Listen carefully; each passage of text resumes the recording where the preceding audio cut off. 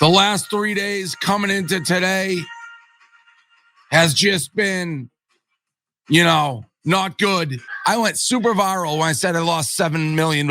I'd kill to be back to losing $7 million. I haven't even looked. If I had to guess, I'm down in these last 3 days, probably close to 20. I don't know, like 10, 15% of my net worth, poof. I hate that I'm losing all this money. He's come up with this thing, don't join the panicky party, the panicking party. Very funny. Even with the stock market in absolute shambles, it appears that President Donald Trump is undeterred from implementing his tariffs policy. And we're gonna get back to Portnoy, Dave Portnoy, in just a moment. Of course, an avid Trump supporter who has now maybe reconsidered his decision to be such a vocal proponent of Trump's. And if you're an American who's panicking, well, the president wants you to stop being weak and stupid. This is what he conveyed on Truth Social today, Cenk. He writes, the United States has a chance to do something that should have been done decades ago. Don't be weak, don't be stupid. Don't be a panikin, a new party based on weak and stupid people. Be strong, courageous, and patient, and greatness will be the result. I will give him credit for panicking, because oftentimes he takes ownership of words that he hasn't come up with. But in this case, congratulations, Trump. You did come up with that word. Yeah, well done. Well, let's see if it sticks. Okay, so first of all, I was given to understand that no Trump voter would ever break. No Trump person in media would ever dissent. I was told they were all 100% a cult, and there should be no conversations with them, only yelling. Interestingly, Portnoy turned on not just Trump, but Will Cain from Fox News and Clay Travis. And let's be honest, between Portnoy and Clay Travis, no one even knew that they were two separate people until now. But it turns out they're opposed to one another, at least in this particular case. And what's most important, guys, is that some set of independent media folks that supported Trump are now calling BS on the other guys. And so when they were lockstep and it was just Fox News and they had a monopoly on talking points and no one ever broke. But now Portnoy's going, you guys sound like idiots when you tell me that this was all planned and us shaving off 20% of our net wealth was some sort of genius strategy and that we should just stick to the talking points about how other people are panicins. No, I'm not gonna do that because that's really dumb. So we're gonna get back to more of what he had to say in just a moment. But before we do, just to make sure we're all on the same page. As of this morning, the Dow was down 1,300 points. In fact, today marked the third straight day of declines. And on top of that, the S&P 500 officially entered bear territory, so no longer a bull market. The initial 10% baseline tariff, which is of course part of Trump's tariff policy, took effect at US seaports, airports, and customs warehouses on Thursday of last week. Higher taxes on goods from 57 larger trading partners are set to start later this week. Now, Trump was asked, what's going on, bro? Like, are you planning on negotiating for better trade deals and you're using the threat of these tariffs as a negotiating tool? Or are you for real? Are these the tariffs that will remain in place? And he basically told reporters today during a press conference sitting beside Benjamin Netanyahu, a little bit of both. Okay, so basically he is looking to negotiate trade deals with some countries, but some of these tariffs he believes will remain in place and will be permanent. But look, Trump is a man with a plan. Any more whining from China, and he'll hit them with even steeper tariffs. That's another message we got from Trump today.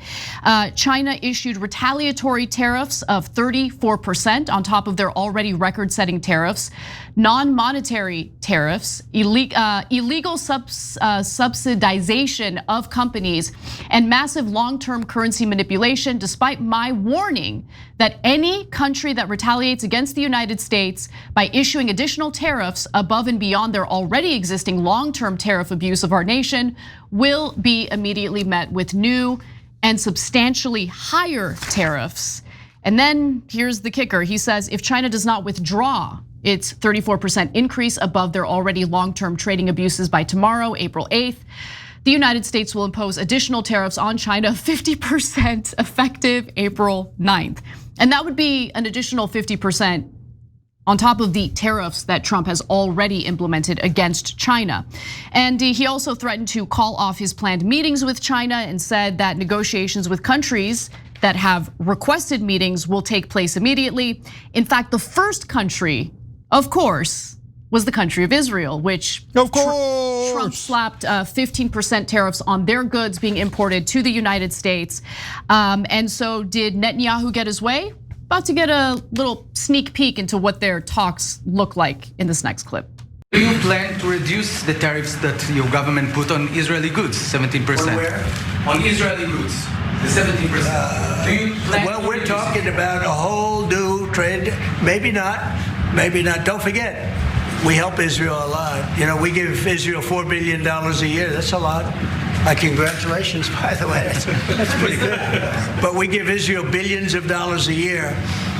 Billions. It's one of the highest of, and we give a lot of countries money. We take good care of our friends, and we don't take care of our enemies. We're not taking care of our enemies anymore, but we do take care of our friends. So non-committal in regard to, repealing the tariffs against Israeli products entering the United States.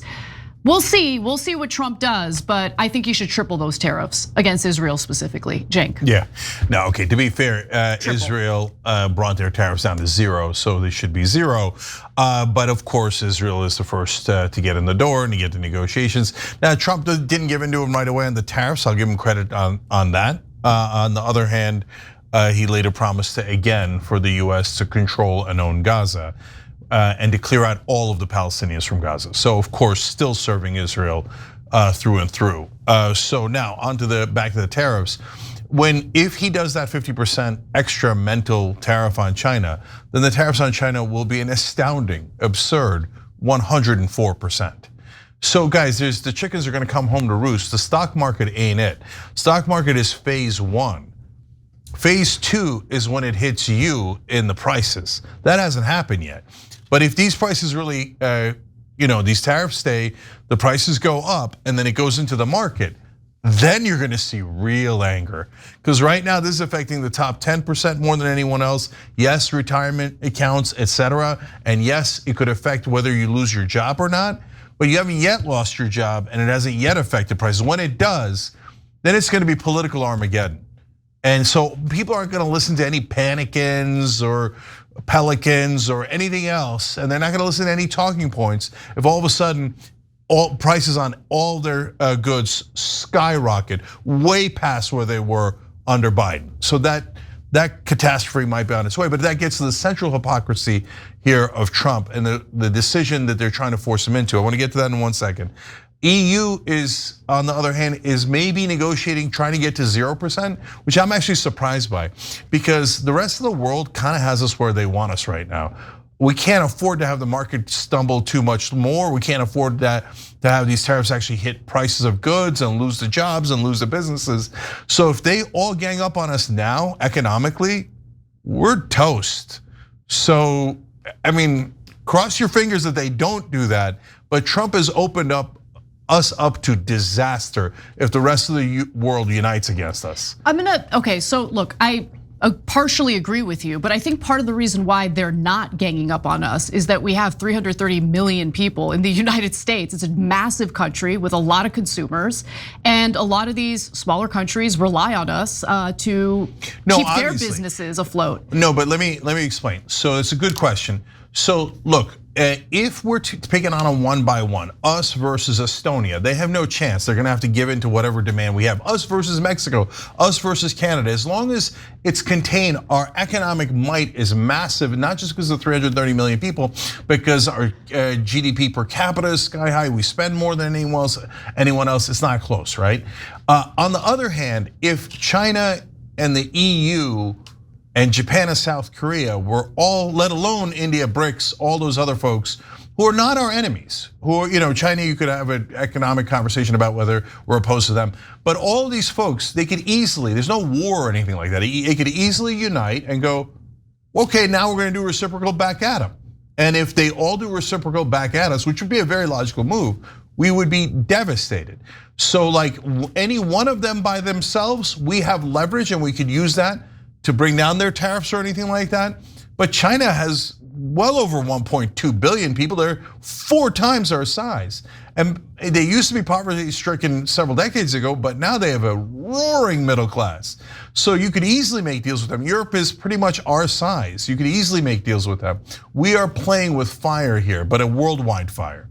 But so Anna, that gets to the main point, which is, look, I asked this on social media earlier today, and now finally reporters have started asking it too, because it's a logical and obvious question, which is, wait. Are these tariffs meant to stay for a long time and rebuild our manufacturing base? Or are they a negotiating ploy to bring tariffs down and then they're gonna go away soon? So which one is it? And he hasn't answered that question. You're right. And it can't be both. You can't say, I did it as a negotiating ploy and I got these amazing new deals, including 0% from some countries, and mission accomplished, so I took the tariffs off, and that's why the tariffs will reignite our manufacturing base. Wait, did you take them off or did you not take them off? Are they short term or are they long term?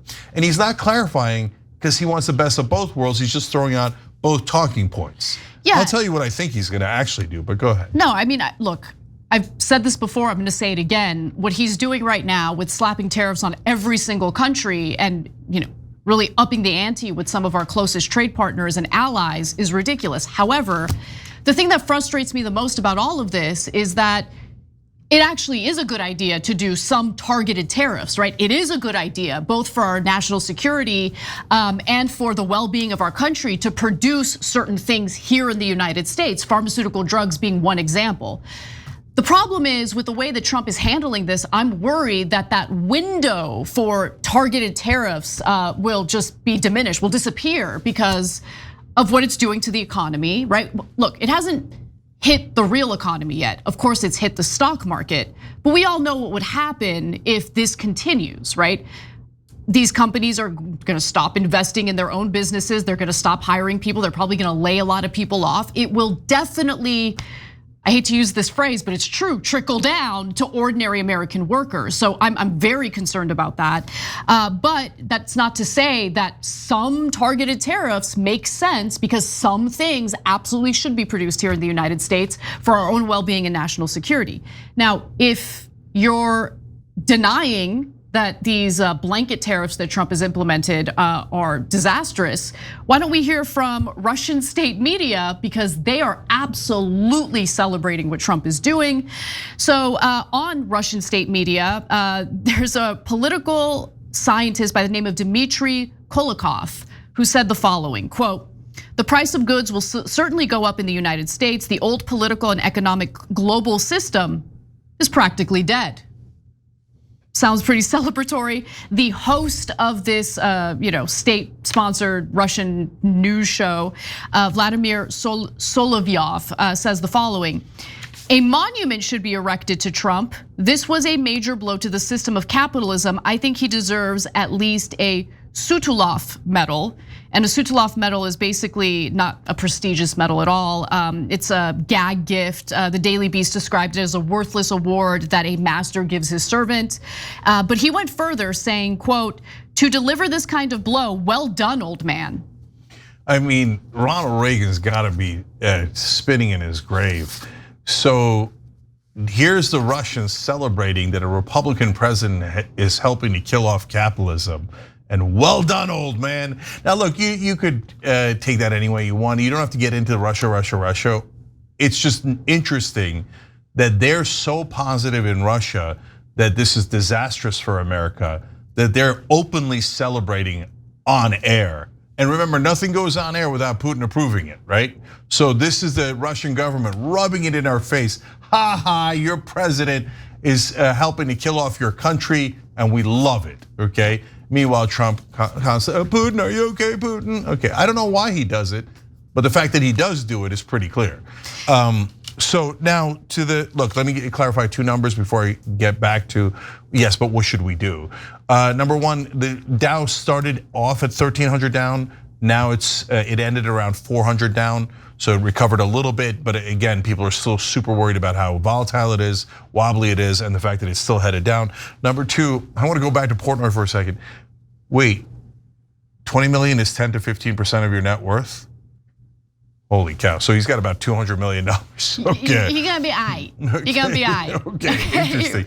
And it's amazing that he's willing to, I mean, 20 million is a lot of money. Yeah, the back and forth with his purchase of his company and then him getting it back is public, so I don't blame him for sharing it. But it is amazing, right, that they throw around those numbers. All right, now back to important stuff. So guys, which one should it be? Should it be permanent and it helps rebuild manufacturing? Should it be temporary because negotiating deals, et cetera?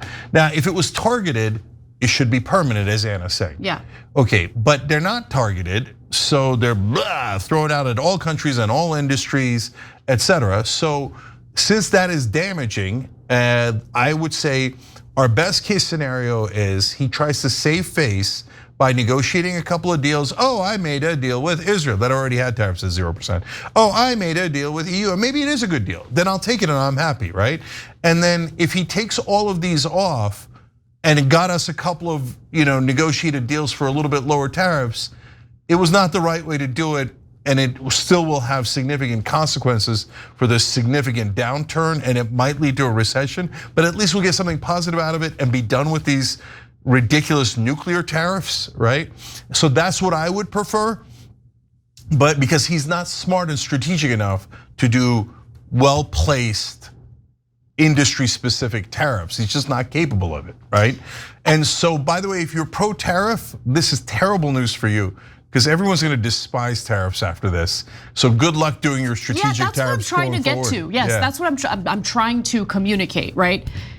There are tariffs that make sense. Those tariffs are never going to be done now, right? That's the frustration here. Now, with that in mind, let's hear more from Portnoy because this hour-long video was incredible. You're gonna get another snippet of it right here. Even I'm not in the panicking party, all right? I hate this. I hate that I've lost 20 million. I didn't love seeing him on the golf course playing his course championship and being like, I'm a very low handicap. I didn't love that. Like the stock market is getting crushed. I've lost 20% of my net worth. And you're out on the golf course. Like in my mind, Donald Trump just cost me 20 million or whatever he did. Maybe don't be on the golf course because I'm curled up in a ball in bed sweating. So would I care about this if I wasn't rich? Maybe not as much, but I firmly believe if the stock market is down and crashing, the whole economy's, it's all intertwined. And it is all intertwined. Now, right now, the people you hear whining the most are people who are heavily invested in the stock market. A lot of rich people, a lot of billionaires are worried about what's going on right now, including, by the way, Elon Musk. And we're gonna get to some of the infighting involving Elon Musk in just a moment. But look, this is going to create some really severe cracks in the Trump administration, but also for the Republican Party, because now you have a group of Republican senators who are like, yeah, so you know that whole thing that we did where Congress ceded power to the executive branch? Yeah, it turns out we don't like that so much. I think that we should get back to a day where Congress made the decision about tariffs. So we'll see what happens. Oh, tons of Republicans are now peeling off, and there's too many of them for Trump to threaten them one at a time. Just like the trading partners, he took on too much at once. So now Rand Paul's hitting him, Senator Kennedy from Louisiana's hitting him, the guy who's like, that's my ass, right? And that's exactly what he's worried about now, his own ass. So they're all over TV going, I don't know about these tariffs. Now Elon Musk not sure about the tariffs, Bill Ackman not sure about the tariffs. So it's falling apart at the seams. I thought they were never gonna break, interesting. So look guys, Wang Jun, I think, one of our members on tyt.com, has a good line here that I like. He said, this is the part we call finding out, okay? So, and that's exactly right. Trump thought he's above it. And there's reports from the inside saying that he thinks he's not listening to anybody anymore. And he thinks that his advisors were the problem first time around. Brother, they were the reason that you managed to have an interesting balance in the economy. Now, without those professionals' advice, he's just doing dumb stuff and finding out. And so, but the bottom line on the overall panic is I'm absolutely positive that these tariffs will not be around, okay? So, that's a strong statement. There's a lot of folks, especially on the right wing, who say, no way, they're gonna be around forever and ever, and it's gonna rebuild manufacturing, and 10 years from now, we're gonna thank Donald Trump for all these wonderful tariffs that he brought here and then remained. They're not gonna remain. So the very, very, very longest they'll last is right after the tax cuts. Then you'll never hear of them again. Oh, I did a deal with Iceland and the place with the penguins, and I'm such a great negotiator. We don't need them anymore. I know, and then you'll never hear them. But how many months is that gonna take? And by then, there's going to be a lot of damage in the real economy, not just the stock market. So that's a great question, because you're right. Phase 2 is about to hit where the prices are actually gonna go up. Then there's gonna be massive panic, right? So then that's the real question. Can they sneak in the tax cuts before they take away the tariffs? Because remember, they're saying, oh, $5.5 trillion in tax cuts, don't worry about it, tariffs are gonna raise $6 trillion. So now if they get rid of the tariffs, they can't say the tariffs are gonna raise $6 trillion. So they need to keep the tariffs. That's why today, the unspoken story, and by the way, guys, eyes on the prize, and we need to do this, we do it every day, but we need to double down, etc. They're trying to pass the budget right now. Nobody's talking about the budget. I know, yep. Everybody's talking about this, and you know what's all the Republicans are saying? Exactly what we told you here on the Young Turks. They're all saying, well, especially with the markets being volatile like this, we really need to give American companies another round of tax cuts and deregulation to make sure that they're going to be stable and okay. So that's the plan all along. The minute they get those, the tariffs are gone. The tariffs aren't the problem. That in the long run, the tax cuts are. Every time you ring the bell below, an angel gets his wings. Totally not true, but it does keep you updated on our live shows.